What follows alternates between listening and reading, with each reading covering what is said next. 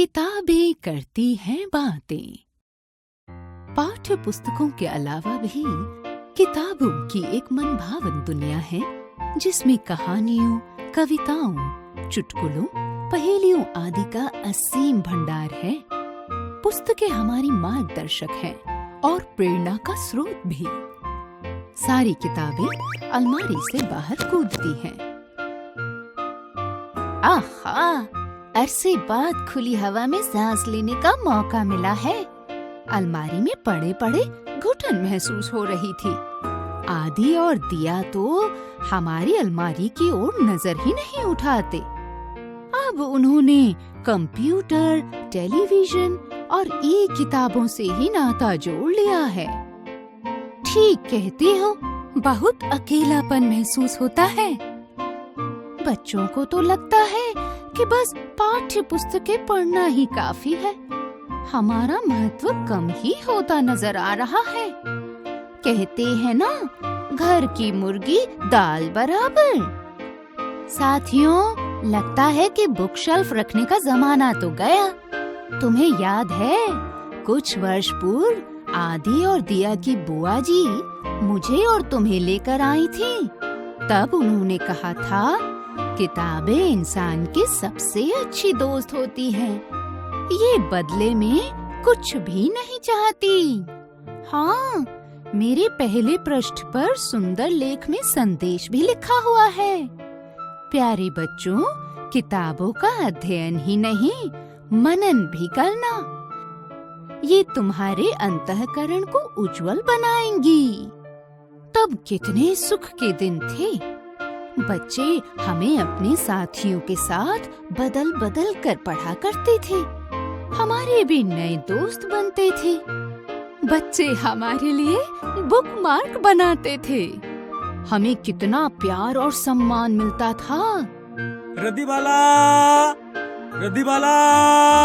अरे, यह कैसी आवाज है? रद्दी वाले भैया, जरा रुकना। दिया, आदि, अलमारी के पास जो किताबें हैं उन्हें उठा कर लाना। आज इन बच्चों को अपनी उपयोगिता बतानी ही होगी, अन्यथा हमारा और इनका भी भविष्य अंधकारमय हो जाएगा। जिस तेजी से सब किताबों की तरफ आकृष्ट हो रहे हैं, आने वाले समय में हम गुजरे दौर का हिस्सा बन जाएंगे। किताबें केवल म्यूजियम में ही दिखाई देंगी। रुको, कहाँ ले जा रहे हो मुझे? यह कौन बोल रहा है? तुम्हारे हाथ में रखी किताब बोल रही हूँ। मुझे इस रद्दी वाले के हाथों कौड़ी के भाव मत बेचो। अरे, तुम बोल सकती हो? अगर तुम्हें रद्दी वाले को ना दे तो क्या करें? तुम अलमारी में जगह घेर रही हो।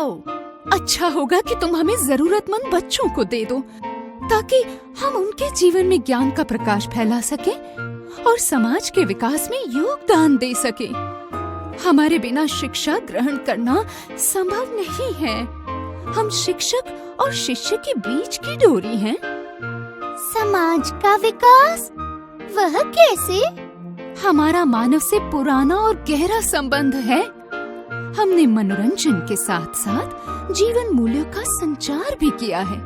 हमने अपने जीवन में बहुत से बदलाव देखे तथा कई चुनौतियों का सामना किया है। कैसे बदलाव और कैसी चुनौतियाँ?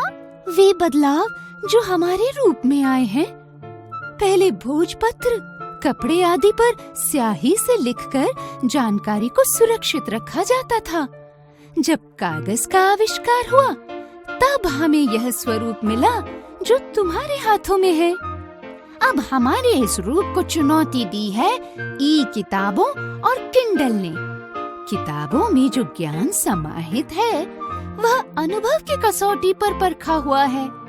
कागज पर छपी किताबों की लोग उपेक्षा करते हैं, इसी बात का दुख है। अरे, तुम दोनों कहाँ रह गए? अभी तक किताबें लेकर नहीं आए। बाहर रद्दी वाला कब से खड़ा है? माँ, हम अपनी किताबें रद्दी में नहीं देंगे। आज हमें एहसास हुआ कि हमारी इस अलमारी में खजाना छिपा हुआ है। माँ, हम अपना एक छोटा सा किताब घर बनाएंगे। खुद भी किताबें पढ़ेंगे और मित्रों को भी देंगे। मित्रों से कहेंगे कि अपनी पुरानी किताबें जरूरतमंद बच्चों को भी दे। तुम दोनों तो बहुत समझदार हो गए हो। हमें नहीं मालूम था कि किताबों का मूल्य मोती रत्नों से भी अधिक होता है। ये रद्दी में देने की चीज नहीं है। आज के युग में ई किताबों की भी अपनी अलग दुनिया है। आप ई किताबों की तरह हमें भी कहीं भी ले जा सकते हैं। आदि बेटा, अब उंगली में थूक लगाकर किताब के पृष्ठ मत पलटना। आदि, दिया, जल्दी आओ। टेलीविजन पर बहुत अच्छी कविता आ रही है सफदर हाशमी जी की। किताबें करती हैं बातें।